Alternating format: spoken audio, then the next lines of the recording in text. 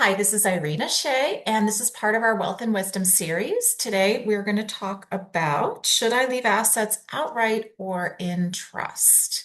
So, I'm going to share my screen with some thoughts.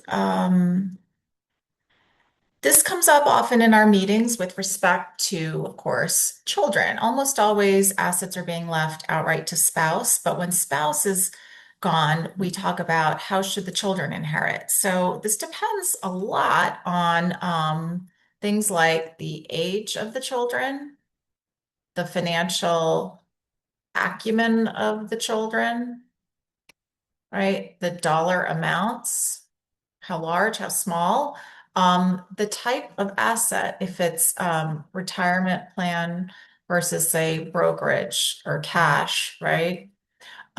That depends. And then call it life issues, right?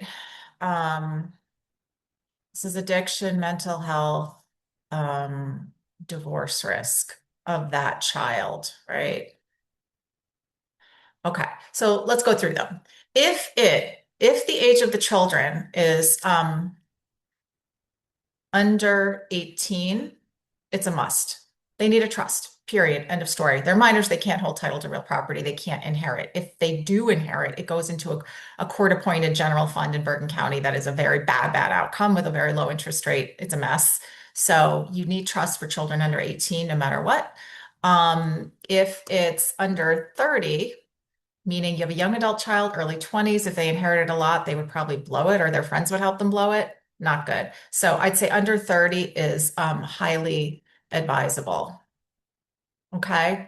And then even if you have a 40-year-old child, but you're leaving them each $3 million, that's a lot of money. And you might want the asset protection. So in that case, you could consider lifetime trust or asset protection, even if I'll call it full adult. So there's nothing with your child that you're concerned about. But there is divorce risk, etc. You want to be sure money gets to grandchildren, bottom line, right? Ultimately, at the end of the day.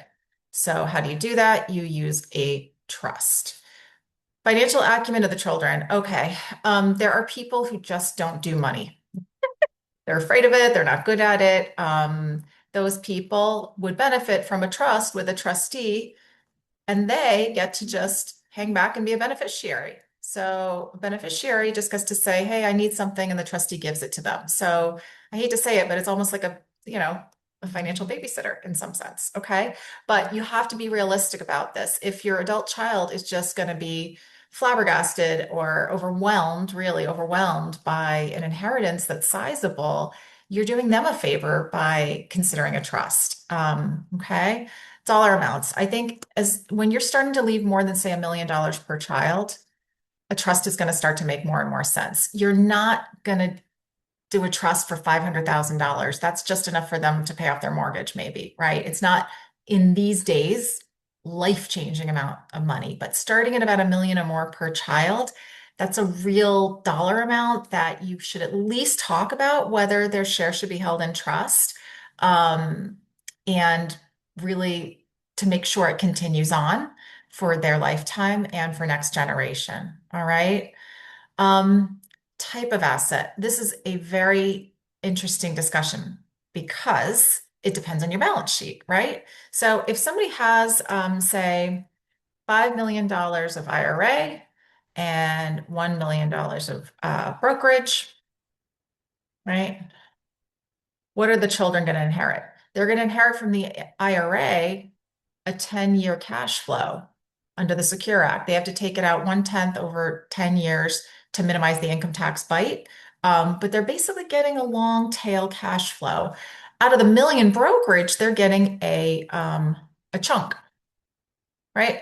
So if your kids are responsible, they're in their 40s, there's no risk. You've got, I don't know, 4 kids, and this is getting sliced 4 ways and then divided by 10. You might say outright is okay because it's not an overwhelming amount of money to them. But if you reverse it, okay, so to reverse that, if it's a 1 million IRA and then a 5 million brokerage, now they're getting a big chunk, right?